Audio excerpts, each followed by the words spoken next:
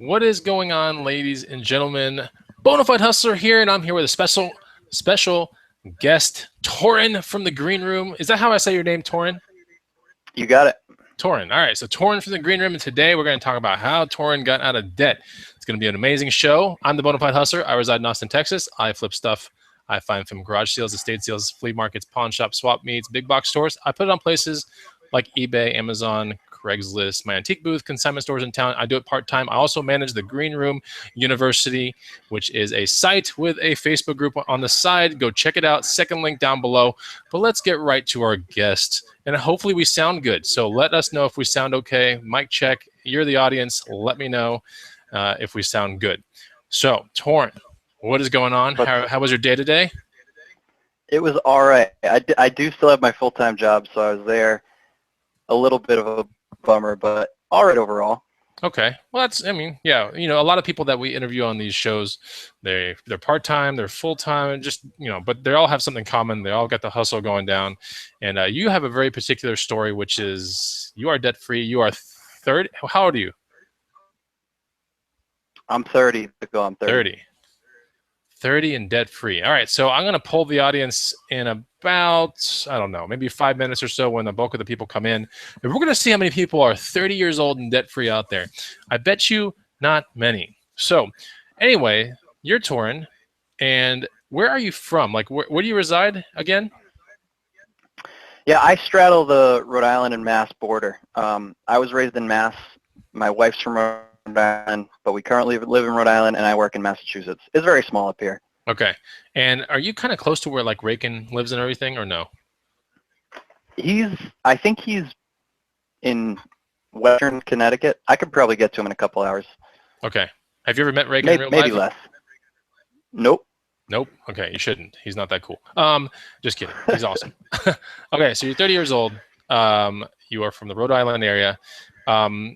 Why did you start reselling, and what was your initial expectations of reselling? Like, take us back a little bit here in Toren past. When did you start the reselling journey? Yeah, so about 2.5 years ago, I started reselling. What happened was my day job is in electronics recycling and IT asset resale, and I had a friend who was an IT director at an investment firm. She came to me and she had a bunch of equipment that she needed to get rid of. She wanted her space back, and so I agreed to take it off her hands. And she didn't want anything for it. She said, it's free and clear. I know you guys are in debt. I want you to sell this. Take the money, put it towards the debt. Great. So I hopped on eBay and I sold all that. I got about $1,000 for everything all said and done. And I was about to put the money towards the loans when I looked at my wife and I was like, you know, maybe I can take this money and go find some more inventory out there. First place I thought to go was the thrift store, so I went to my Savers after work. I bought a crappy little cool-looking blender. It was like, kind of had a 60s vibe. Took me forever to sell it, but it got me started, you know, and I was just on eBay, and I was just going up and down the aisles, painstakingly looking up everything on my phone after work. After a little while, I stumbled across the YouTube reselling community, Gill Money, Picking Profits, Rakin, and eventually these Hangouts. My original goals and expectations, I thought maybe if I was lucky, I could make an extra $100 a week to help pay off the loans. If you were lucky, huh? Wow. Started humble beginnings, yeah. How long ago was that, by the way, exactly? Like 5 years ago, 10 years ago? 2.5 years. Say it again, 2.5 years or 3.5 years? 2.5. Okay, 2.5 years. All right. So 2.5 years ago, you looked into reselling, got into it a little bit, and now you are full-time, not full-time, but you are part-time reselling, right? So like you are going full-time job, correct? Yep, full-time job and sell on Amazon on the side.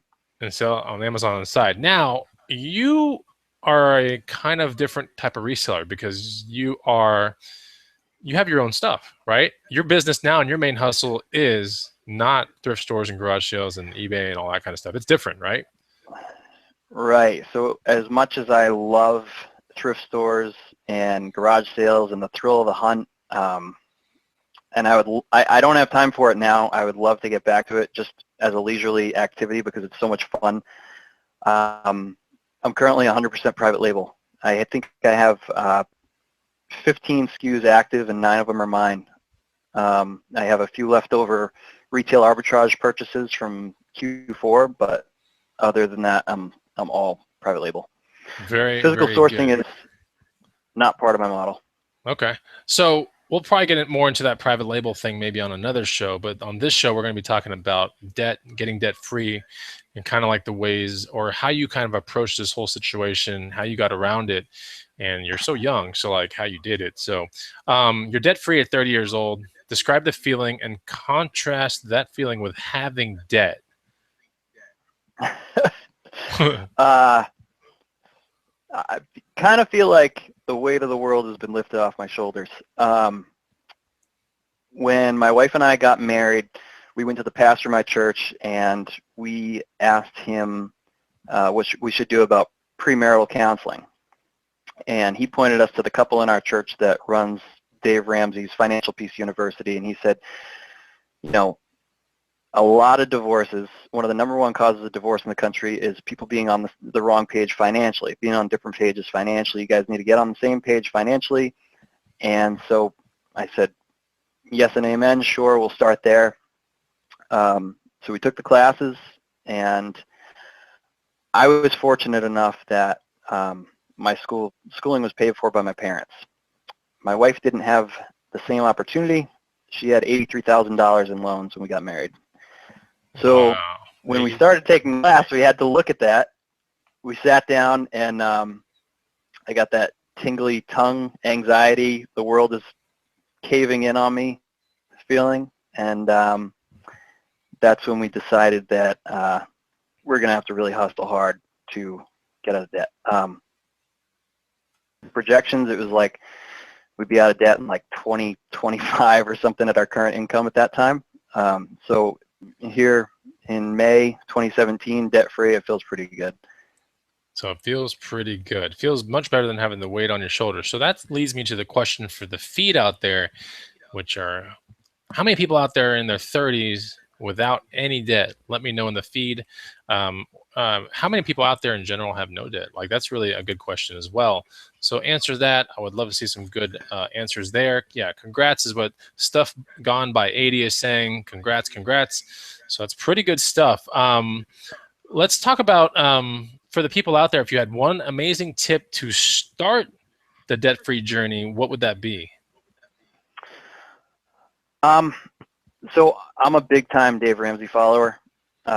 He's got a great program. It breaks things down into baby steps. It's really achievable. His radio show's great. His books are great. His program's great. It's all super cheap.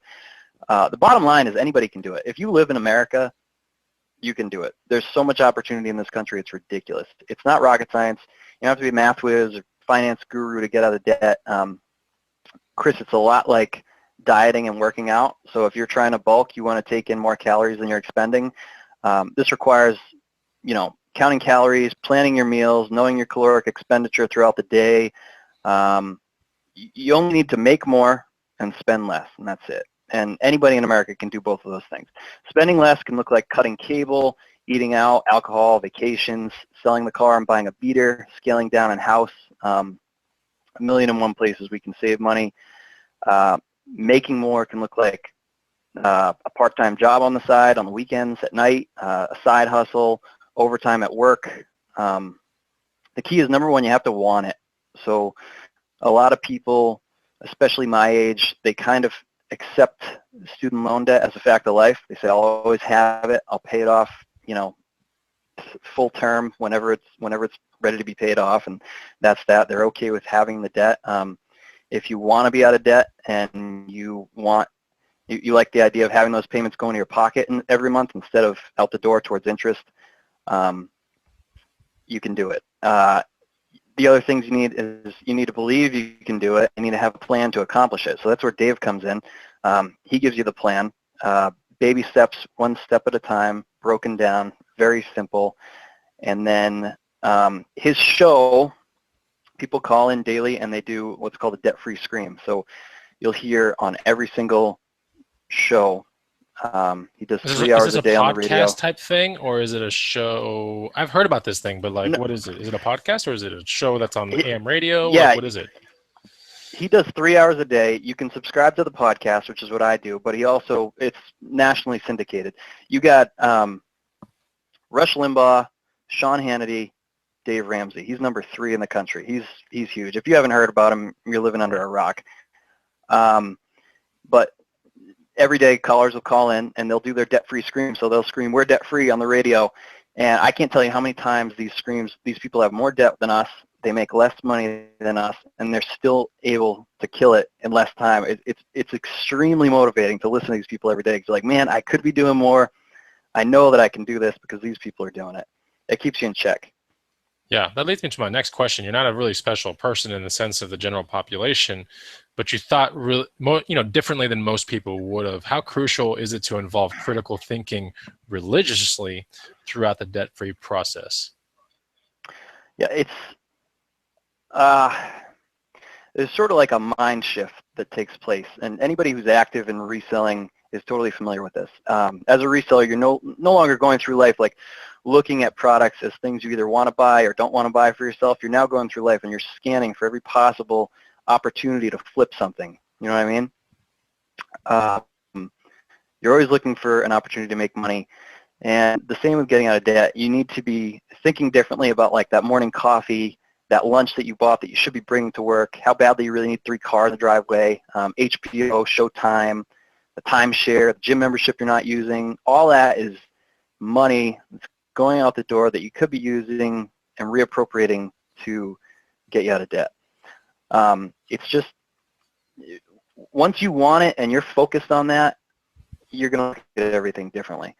Okay. I'm going to bring one of the, we got some questions in the green room, and I promised the green room members, like I said, if you don't know what the green room is, someone in the feed help me out, because we got a lot of people here. If you are in the green room, let me know in the feed, but if people are asking what the green room is, please help them out. I see you, Alan Taylor. I see some people from the green room already in the feed. I want to go right into the first question that comes from Christian Pace within the green room. Oh, actually, we can't read that one yet because that goes into the story later. So let's talk about, I'm interested if you follow Dave Ramsey's plan. This is from Kate Rouleau in the green room. I'm interested if you followed Dave Ramsey's plan exactly, and what would be your next step now that you're debt-free?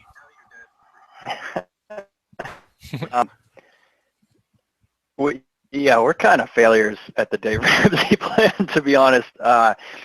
We were not great budgeters. We didn't budget exactly every month. We budgeted in a sense that all of my reselling income we kept separate in a separate account. We never used it for our own expenditures. So we budgeted in the sense that we only spent what we made from our day jobs. We tried to budget every month when we could, but there were a lot of months where we slipped up. Dave is all about cut back all your spending, eat rice and beans, no vacations, don't go to restaurants, very hardcore.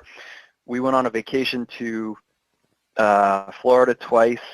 We went on date nights. So wait, why did you do that? Like, let me ask you that. Like, I have to interject. Why'd you do it then? If you know it wasn't the right thing to do on the plan, like, why did you do it? Yeah, the way I look at it is there's a lot of places that you can cut that you can live with. There's a lot of places that if you really appreciate them and you're not worth it, going right? nuts, it's worth it. And one of the trips was just for me and my wife, and then the second trip was kind of like a family trip that it would have been extremely difficult and probably troublesome to say no to. So, we obliged and we went. We had fun, but I don't know. That was one that we probably could have said no to.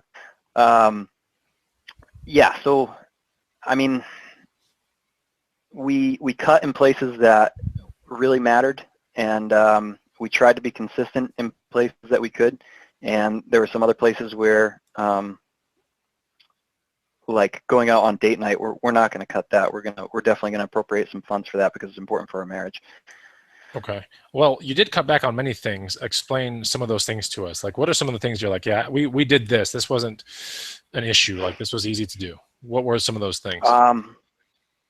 Going out to eat Well, one thing sometimes, is, like not date night, just you don't have food ready, so yeah, you just no, on a whim. I mean, we would bring lunch to work when we could. There were a few times when we didn't, but usually, whatever was left over from dinner would be our lunch for the next day. We don't eat out all the time. Some couples go out; they eat out every month. They don't know how to cook, and that can get really expensive. I love cars, and I'm at the point where I could buy a pretty nice car right now, but I choose to drive a '99 Honda Accord and just save the money. That's a big cut, and then obviously the biggest cut, which we haven't talked about, is I'm broadcasting live from my mother-in-law's basement right now. That was a big cut. Number one. That we're gonna get to that part because that was one of the. That's a pretty crazy cut to most people. That's a crazy cut. And I want to talk to you about that cut. That's coming, dude. You are like jumping ahead, man. Like you are jumping ahead of my outline, man. I'm just kidding, man. If you had to place non-essential expenditures on a pie chart, what do you think most people's, not yours, okay, but most people's money would end up? How do you think the pie would look like for most people? Yeah, I think this is pretty easy, I think. Average auto loan in America, believe it or not, $30,000. Average monthly payment is $500, over $500. That's in 2000, I think that was 2016 or 2017. That's the data. Any car that's financed, requires full coverage on insurance, so you're paying a ton for insurance. That's non-essential. To me, it's ridiculous. I mean, if you're deep in debt and you're spending potentially over $700 a month on your transportation, your priorities are a little out of whack. For most people, that's numero uno. It's the biggest place that they can cut. Second is probably eating out, going to dinner, like I said. Depending on the person or the couple, that can easily work its way up to like hundreds of dollars, in some cases over $1,000. After that, we've never had cable. Cable somewhere a lot of people can cut. Clothes. Trying to do much clothes shopping, especially resellers out there. You know what you can find at thrift stores. Do your clothes shopping at the thrift stores if you can. Stupid impulse buys that we really don't give time or thought to. I think, a lot of times you want something, you log in Amazon Prime, you get it in a day or two, you just want to click that buy button. But if you took a couple weeks to think about it before you hit that buy button, a lot of things that you probably wouldn't buy. It's just that instant access to culture, instant access to products and culture that we have that kind of, it's tough to say no to. Yeah, I hear what you're saying. That's I kind of do one of those things. Like if I have something semi-substantial on my horizon, I'll give you an example. There was a bike I bought recently, about a month ago. But before buying the bike, I would say many days before the bike, I was researching it. I was like, all right, is it going to appreciate? It's a collector's bike. And it's $500, and I was like, I tried all the ways to get it down and get a better deal on it and everything. But then one of the things that I do is I sleep on it, right, for a night or two.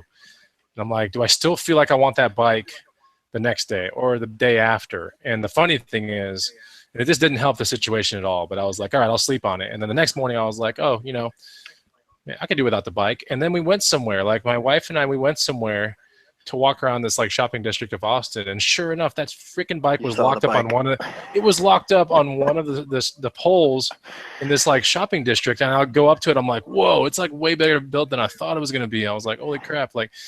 And then I bought the bike. So, I probably didn't need it, but then again, if it does like what my other bike will do, it should appreciate, right? I don't like to get into depreciating things as much, but we'll see. But that was my most, I think a lot of people, you're right, they go into this Amazon Prime kind of thing, and anything that you want is instantaneously like at your doorstep. It could be next day or 2 days later. Am I right about that?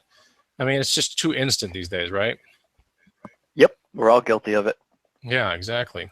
I want to go into the feed real quick. I'm going to ask you guys, and Costner Holdings is saying, great show. Guys, if you like the show, you know what to do. I won't even tell you. It's pretty obvious. Do something for me. You know what it is. And put a cool comment down below. But here's what I want you to comment on, and that is, what is something that you cut out, right? Because everyone's trying to save money. Everyone's trying to, get debt-free. But what is one thing that you do that helps you save money, okay? I can honestly say for me, that's pre-cooking a lot of my meals, except for when the weekends come. My wife and I, we'll go out to pretty inexpensive dinners, you know, 20, 25 bucks, nothing crazy. We'll go to about 2 of those a weekend. So, you know, 200 bucks a month, it's not terrible, but the $200 a month can be applied to loans and stuff. You're right.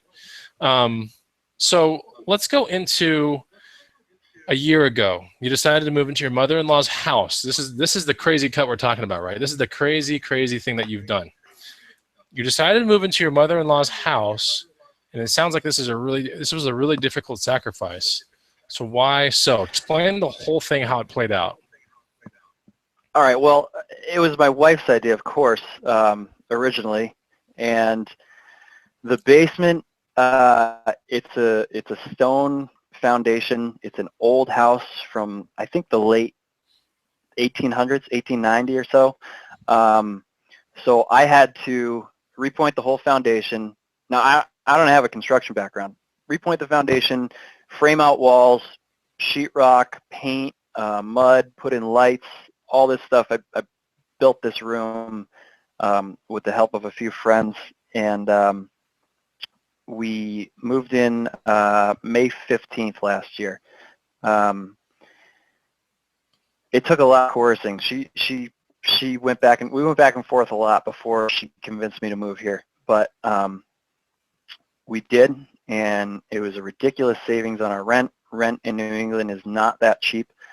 And as difficult as it's been, we have a 3.5-week-old baby. It's our first child, and having the family around is incredibly, it's a blessing. It's ridiculous. I can't imagine not having them here now that she's arrived. So it's tough, but at the same time, it's totally worth it.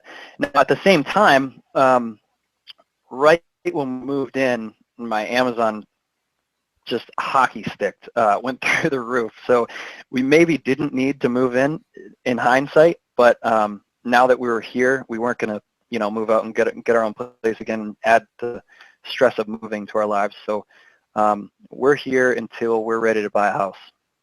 Okay, and you're thinking about doing the whole Dave Ramsey 20% thing, right? At 15 years, is that what you said? Right, something like that? Yep. Yeah, 20% down, 15-year, and try and pay it off as fast as possible. Okay, that is awesome. So I want to read some of the responses that we got from the feed here, these are some of the. This is what some of the people are doing to save money or, you know, get debt free. Robert Paisley says, "I love not having a car payment. I have a 2006 Toyota Corolla with 100K miles." Runs fine. Yeah, well, it's a Toyota. What do you expect? But yeah, I see what you, so that's one of the things that person is doing. We have picking up the pace 7 times in my feeds. We cut out car payment. We put aside the money we would have spent on a car payment, and we paid cash, and we pay cash for our next car. We did it with our last 2 cars. That's pretty cool, right? Just like you said, the car thing seems to be the #1 thing out there, right, Toren? The car is huge, man. Car is huge. People spend huge. Ridiculous money, and then, I mean, when it's paid off, they go and they get back into debt and get another one. Yeah, I think you're right. I mean, clearly. Hunter Goldner, I like this one. Weed, right? Marijuana. I cut that out and I save $800 a month now. Sorry, but that's a game changer for younger people and a lot of people. Yeah. You know, that can be applied to smoking, drinking, all kinds of vices, right? Jenny Rojas says cable, and I use the Amazon Fire Stick now. Michael Cook, big for me is my car. I have an old Ford Ranger and it's paid off. So that's pretty neat. So yeah, thought this was awesome. Here's a funny one, right? Real quick. Thriller Gorilla Picker says, my kids have moved out. Now that's a savings.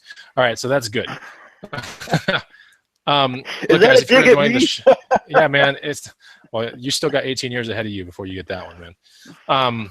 But guys, 94 viewers in the house, do me a favor, hit the like button. I know it's different content. This isn't super reselling oriented, but you know, Resell will take care of some of the picture for you. It helps with the finances and definitely gives you accurate portrayal of what the real cost of goods are in America.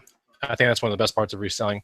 But we're tackling the other side of the whole thing right here, which is the debt side and how to get out of debt quicker and all that kind of stuff. Yes, you can resell faster and resell more, but there's some things that you can cut out, and that's why we're doing the show, to help you guys out, right?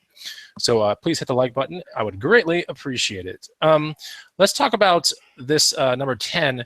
Your business also took off considerably over the past years. What do you think the growth is attributed to? Is it because you just started hustling hard because you can see the debt going away, or you knew a baby was coming? What was it? Yeah, I mean, originally it was, I think a lot of the intensity came from that desire to be out of debt. I just wanted that gone.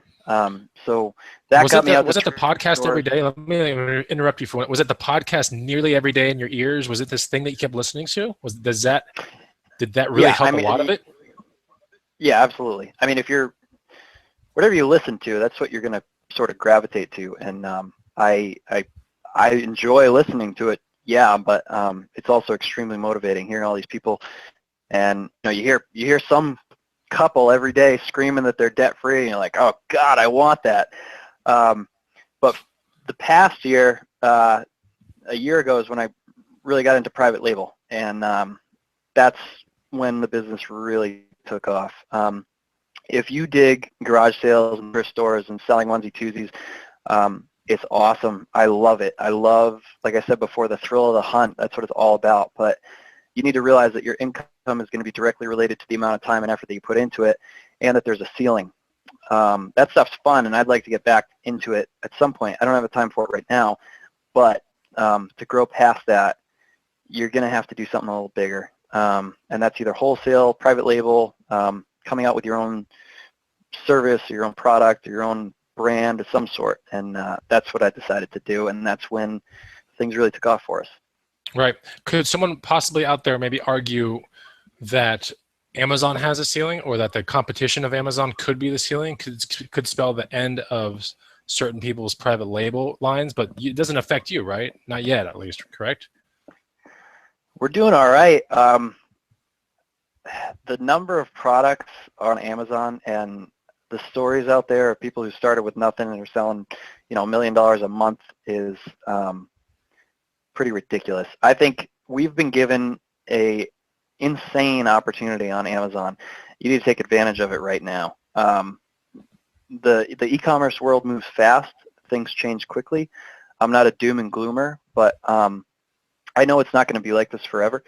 And I would like to seize the day, take what we can now, invest as much as possible, and then have that money to invest in other businesses down the line, or whatever I choose to do. I'd like to be an entrepreneur forever, but yeah, the opportunity is tremendous. There's never in history been a business opportunity where you can start with almost nothing and grow it to a six-figure business in only a couple of years. Yeah, true. I love how you played that one out. That was awesome. So you're getting income from two sides right now, your private label income, and you're working your full-time job, correct? Yep. Okay, then you basically have no rent, correct? Oh, we pay rent. Okay, you pay rent, but it's certainly like way under market rent in your part of the world. Oh yeah, right? yeah, it's a lot cheaper. Okay, and then your wife, what's she doing? She's an accountant, but when she hit about 9 months or 8 months pregnant, she left her job, stay-at-home mom, and she'll probably stay a stay-at-home mom for the better part of a year. From there, we'll see. No pressure. No pressure. Just launch a couple more products and start reinvesting all that money. That's awesome, man. So let me go into the green room real quick and get another one of these questions. This is from Christian Pace. I know you lived with your wife's parents during your debt-free journey. How did your private label fit in relation to storage, processing? How did your mother-in-law feel about you running your business out of her house? It's a great question.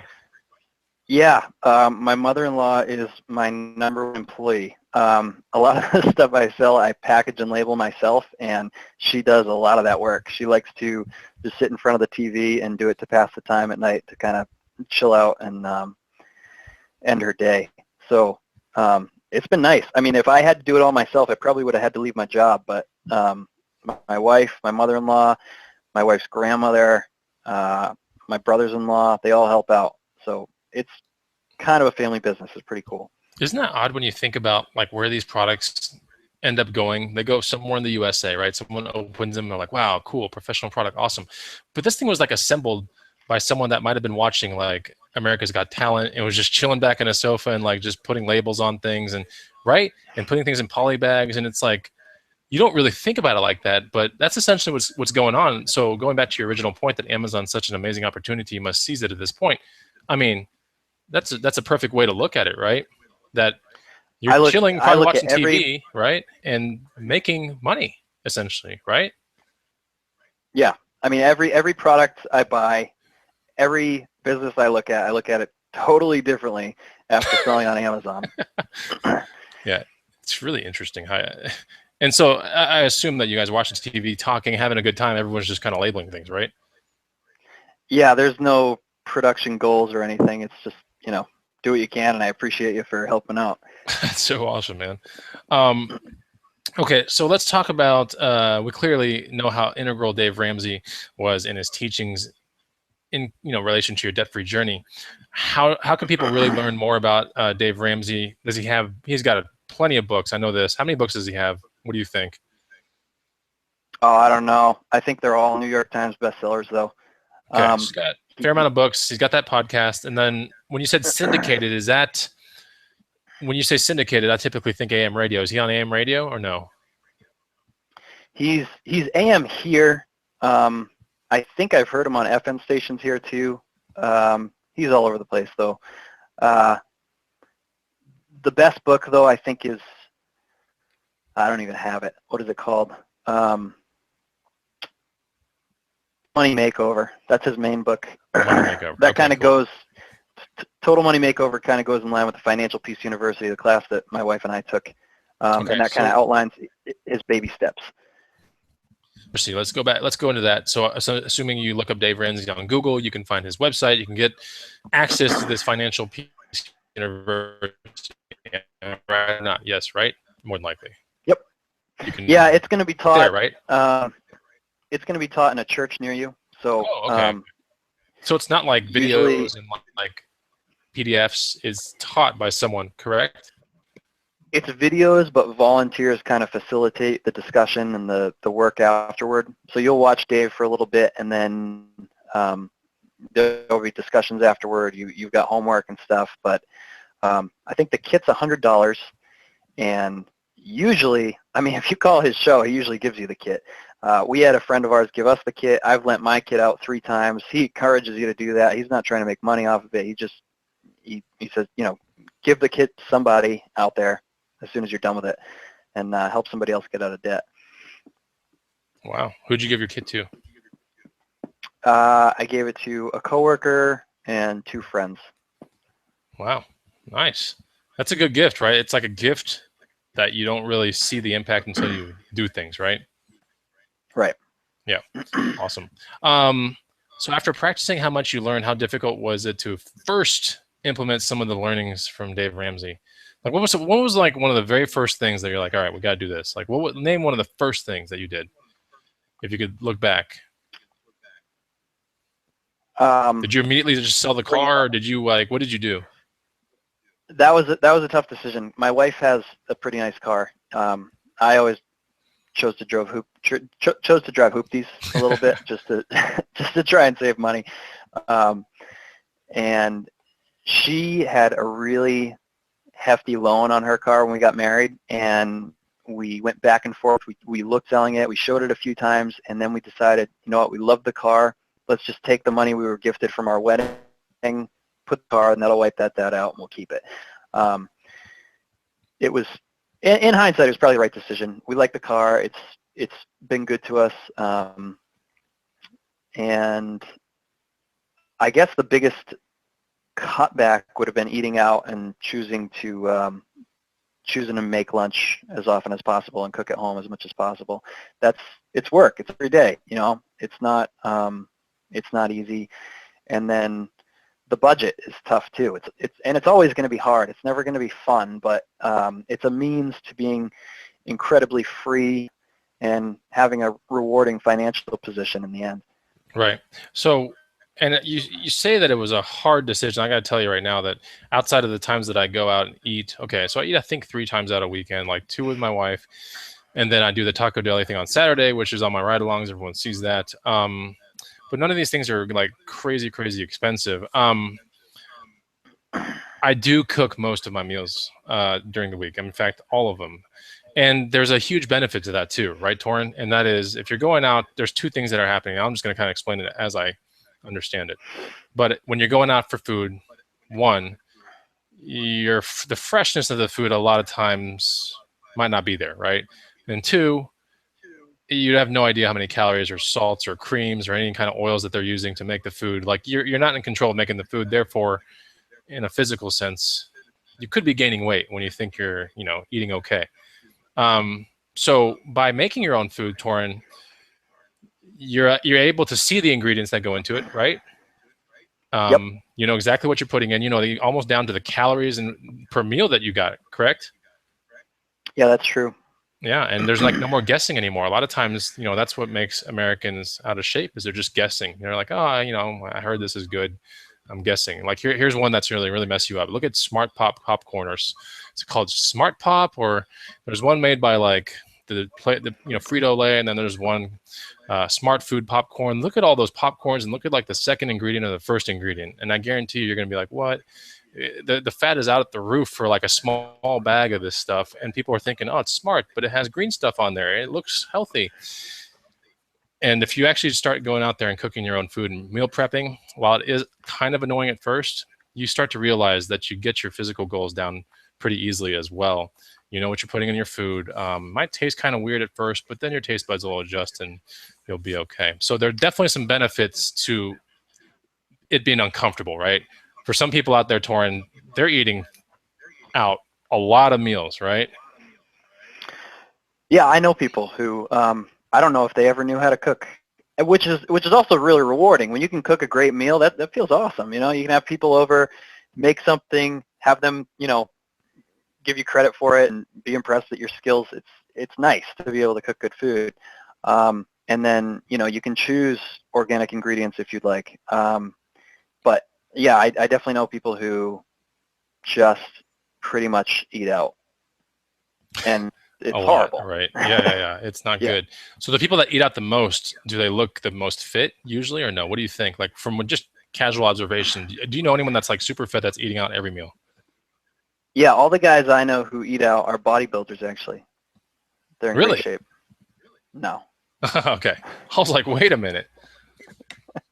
So most of the people that eat out all the time are probably not where they want to be physically, right? They're in rough shape, and then even if they're not overweight, generally there's probably some blood pressure and cholesterol issues going on behind the scenes. Yeah. So definitely think about that. It's the number 2 thing behind the car thing. If you're kind of like, oh, I like my car, kind of like Toren said, like I love the car, we love the car, we love the truck, whatever you have, and you can't cut that out. I think in between the car and let's say cable would be the food thing, right? More than likely, yeah, people for sure. spend on food, and maybe right after before the cable thing, maybe clothing or shoes or things like that. So one of the ways I can tell people out there, and we're going to have a really cool save money show and all that kind of stuff too, and I've been going for 2 decades now, 2 solid decades. I've been going to Costco for about 85% of my food. That's pretty good. Like I learned that early in life. My parents used to go to a thing called Sam's Club back in the day, one called Price Club back in Houston, and they just kind of taught me that buying in bulk, there's nothing wrong with it, right? But you got to buy smart, and these clubs like Costco, Price Club, Sam's, whatever, you can save a lot of money on those kind of places. Toren, do you find yourself doing things like that or no? A little bit. I mean, we shop at BJ's here. Closest Costco is pretty far. But yeah, for some items, obviously you don't want to buy milk in bulk, but bacon, coffee, we're not going to stop eating bacon and drinking coffee because we love it. And so those are things that we buy in bulk at BJ's. Toiletries, all that stuff. Yeah, for sure. Yeah. So definitely go check that out. Lucky has a question. Hey, Chris, what's your diet and workout routine look like? You know, I wish I could tell you on this show, but we're going to be interviewing more of Toren here in a second. You can check out my other channel called BODDAMN, BODDAMN, for a lot of that kind of stuff. And Green Room Life as well for my updates every Friday on my physique and stuff. Okay, so here is one of the most interesting questions that I just came up with, and I was like, you know what, I got to ask this. So is there such a thing as good debt or necessary debt, Toren? Yeah. Depends on who you ask, I guess. There's two schools of thought. You've got like the real estate investment, like Bigger Pockets, Robert Kiyosaki, Rich Dad, Poor Dad kind of school, who says it takes money to make money, debt and leverage are essential to success. And then you've got Dave in a much smaller school, kind of off on the side, and they get made fun of a lot. And that's the school that I prefer, obviously. They say, yeah, okay, leverage ridiculous amounts of debt. You can make some serious money, but we'd prefer to sleep at night and not put our family under that much stress and risk. If anybody out there who knows Dave's story knows that that's what he was into. He borrowed and he built this real estate empire when he was in his early 20s. He had tons of real estate. It was all leveraged. And the bank that he borrowed from was bought out by another bank, and they looked at his loans and they looked at his age, and they got a little sketched out, and they decided to call his notes, and they wanted him to pay back all of his loans. So he went bankrupt hard, and it really beat him up. And that is kind of what sparked this whole anti-debt mentality that he has, and you can understand why. I like the idea of having no debt. I built quite a business without using any debt. I like the idea of things are not always going to be this good, you know, especially when you're an entrepreneur. You know that there are bad seasons coming. It might not seem like it now, but they'll come. When they come, I don't want to have a huge mortgage that I can only afford with my current income. I want to have a mortgage that's either gone or it's low enough that when things get tough, I got it covered. You know, I don't want my family to worry about that stuff. And debt is a surefire way that you can have those worries when the going gets tough. You know what I mean? Yeah. Well, I hear you, man. So what's your view now on debt with super low interest rates? You said that maybe in a year you're going to get a house or put a down payment. At that point, you're going to be looking at a loan and some interest rates. What's your view on debt with super low interest rates? Like taking on debt, even if it's a car payment, you know, like a car, and it's like, okay, 0% for 60 months or 1.9 or something like that. You hear that all the time on commercials if you have top tier credit. What's your view on debt with super low interest rates? Yeah, like I said before, I mean, I'm a Kool-Aid drinking Dave Ramsey follower. I understand the argument. Personally, appreciate too much being debt-free and free from owing anybody anything. The mortgage is the one exception. We will get a mortgage, we'll pay it off as soon as possible, and we'll never get another one again. Okay.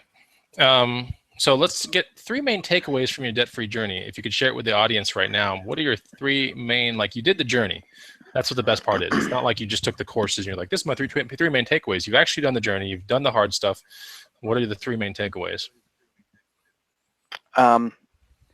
Yeah, number one, it taught me a lot about myself. It taught me a lot about my strengths and weaknesses, what I'm truly capable of. It taught me that I do have an entrepreneurial bent that I didn't feel it was unique until I really got to work, and I wouldn't have been as motivated with the business as I have been if we didn't have that debt and that desire to be out of debt. So I can thank the journey for that. Number 2, it taught me that most people out there are drowning. I realize more and more that the people who often appear to have a large net worth are generally just high-income earners who blow through everything for the sake of appearance. Right now I'm listening to a book called, a very popular book. It was written in 1996. It's called The Millionaire Next Door. CP posted about it. I have that. Yeah, it's awesome. Yeah, it's a great book. You read it? Yeah, it's a good book. Yeah, so CP posted about it earlier this week. I think he's reading it right now too. And for anybody who doesn't know, it's a study based off of hundreds of millionaires or people with $1 million net worth, not people who make $1 million a year. And it drives this point home over and over again that, generally speaking, millionaires are blue-collar entrepreneurs who drive Ford F-150s and live frugally. The guys buying new cars every 2 or 3 years, living lavishly, they tend to have little, usually less saved than those other guys, and usually just have large income to support that lifestyle. But when things go wrong and things get bad, they have no choice but to go bankrupt. When you start to go around, I know a lot of people get in this trap of comparing yourself to other people and looking at what they have, trying to keep up with the Joneses. It's really all a facade. The people who actually have money, generally, they're wearing, dungarees, as my grandfather called them. Dockers, they're man. dirty. Dockers, dude. Yeah, they're not dressed to the nines. They're not driving the nicest car, but they're secure and they're happy, and that's much more important than showing off your new ride. Number 3, I would say how absolutely crucial it is that I train my kids to and save money. We should be taught this stuff in school, and we're not. We're thrown out in the world. We're told, get a credit card, get a loan, get school loans, get a car loan to build credit and get a good job. And then we get in the good job and we spend half of our life paying off of that debt that we never had to have in the first place. It doesn't have to be that. And kids who get that from get-go, from a younger age, they're so much better off in the long run. I wish that my wife and I had that kind of instruction, but I can tell you for sure that our daughter will. Good. What are your plans like for the next 5 or 10 years? Where do you see yourself in 5? And by 5, you're in the house, right? Might have a second kid, yes or no? A second kid's coming for sure. Oh, wow. Okay. And she's not pregnant now. I mean, but yeah, we're gonna have at least another kid in 5 years. I mean, if the opportunity that's on Amazon currently stays there and we can continue on as we have been, I'd like the house paid off in 5 years, and in 10 years, I'd like to be financially independent. And when I say financially independent, I don't mean I'll never work a day in my life again, but what I mean is have enough invested that if things do get tough and I can't make the money I'm making now, that our bills are covered and I can go for, 2, 3, 4 years without really worrying. I've been, since getting out of debt, I've been getting into the early retirement financial independence community a lot, and I'm not a tax professional, I'm not an investment professional, but as I understand it, one of the big benefits to taxable investment accounts is if they're your only source of income and you're under, I think for a married couple, somewhere around $80,000 to $90,000 a year, long-term capital gains and dividend are taxed at 0%. So that means if you have half, and Chris, I know you're in the finance world, if you're familiar with the 4% rule, 4% rule basically, it's based on a study that took all the years of the stock market, took the worst chunks possible and said, if you had such and such invested and you pulled 4% of it out, regardless of the horrible rate of return that the stock market had at the time, you can still survive on just that 4%, essentially in perpetuity. That's as I understand it, at least. So you have $500,000 invested in index funds. You can take 4% of that tax-free, which is $20,000 a year, tax-free, which after taxes, that's more like a $25,000 income. If you don't have a house payment, you and your wife are still under that 90, right? Right. Yeah. I mean, if that's our only source of income, even, it makes things a lot easier. That's where I'd like to be. House payment, big chunk of money, not terribly worried. Okay. Cool, man. So we made it through the actual outline. I want to go into the green room to see if there's any more questions that I missed real quick from here. Okay, so let me get it through this one real quick. Someone said, "Congratulations on your journey of self-control and discipline and accomplishing that. I'm very happy for you. Happy for you. Debt is a cancer in society if not used right." This is from Nicholas Chavez. I think that is basically just a remark. And then I think there's one more question here. Let's see here. No, I think that's pretty much it. So, okay, so that's pretty much it. I'm going to open it up to the feed out there. If you guys have a actual question for Toren that we haven't gone over, then please ask it right now. We'll be on air for about 5 or 10 more minutes. Let us know. We got a lot of, if you love the show, right, put a comment, please, and definitely hit the like button. I think like I said, we went to the actual outline, and the next show, if we see Toren again, we'll be with Raken and I, and we're going to be talking about his private label journey, which is going to be really interesting because private label is one of those things, like you said, it's quite the opportunity, right? And it seems like a really fun thing. I'm going through a private label journey myself, but it's so different than what Toren's going through. So we'll be talking about that on the next show. Before we get to that next show, and this might be a precursor to the next show, but Toren, how much did you invest in your first private label thing, the very first thing that you took a stab with? Was it 1,000, 2,000, $3,000? No, I think it was around 1 or 2, and it was a flop. It was basically a break even. It was my second product that really took off, and even that, I think it was around $1,000 or $2,000. Made a small order. That one blew away my expectations, and immediately from there, I just kept reordering, bigger and bigger. Cool. And it is safe to say, not safe to say, but it's factual that one or more of your items are the top leading item on the page, right? Yeah, a couple of them are. Okay, good. So that's a big piece of the puzzle too. If you're top and you got the Amazon badge, you're doing pretty well. Yeah, we do good. Okay. We'll just say it like that. Clearing Clutter for Clarity says, "Did you keep any of your credit cards?" It's a great question. Love it. No, I chopped off mine. Did you freeze them? What'd you do? I cut them. I cut them in half. You cut them. You did the cut. Okay, so you did the cut. People freeze them in the freezer and ice blocks and stuff. My wife has one that she can't let go of. It's a Banana Republic card, and whoa! Why can't you let go of that one? That's so easy. That one's the easiest one of anything.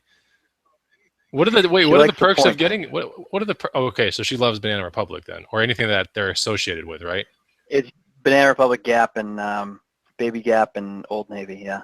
Okay, Baby Gap, I can see that one. Old Navy, that's pretty good. If you're gonna shop, and your wife's like, "I found stuff at Old Navy," you should be really happy because that's like way below Banana Republic stuff, I would think. Yeah, isn't it? We went the other day. We went Memorial Day weekend because we had points that we had to spend. I don't like it. I mean, the points there, I think 1 to 3%. You get 1 to 3 points for every $100, for every $100, every dollar you spend, whatever. It ends up being like 1 to 3% savings, but that's only if you use those points. The points have a date on them that they have to be used by. It makes her feel good, but it's kind of a scam. Yeah, no, I hear you. Clearing Clutter for Clarity says, "So do you do all your private label stuff with debits and checks, like debit cards and routing numbers and stuff?" Yeah, everything's paid for. It gets your heart pounding sometimes when you place a massive order because you never know what's going to happen with your account or with competition or whatever, but it's been working out so far. I mean, we're out of debt. If everything was closed down tomorrow, I'd still be happy with the journey, you know? Yeah. No, that's awesome. So you must, now that the journey's gone so well for you on Amazon, and this is kind of leading into our next show that we will eventually do. But what have you thought about in your head that could spell the demise of private label and Amazon for someone that's like making something like you are? Like, not talking about wholesale or anything like that, but someone that creates something, maybe involves the Orient, does labels, polybagging, packaging, sends it off in mass quantities to Amazon, has a listing on page 1 or 2. What is the doom and gloom of that? Like, if you had to brainstorm it out, what's going on through your head?